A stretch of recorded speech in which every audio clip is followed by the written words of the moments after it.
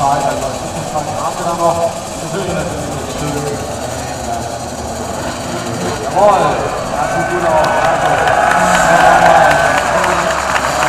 Super, vielen Dank für den Einsatz, natürlich auch an unseren Rennleiter, Tim Scheunemann, der hier uns gut angelegt hat. Und dann hoffen wir natürlich, dass jetzt genau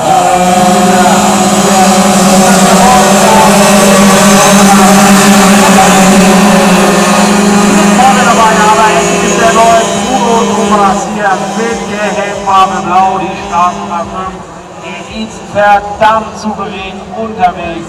Aber auch Laura Linner, die jetzt aber den zweiten Platz abgeben muss. An die Startnummer 31. Tobias Wunderer, so sieht es im Moment aus. Bruno Thomas, also hier ganz souverän vorne mit der Startnummer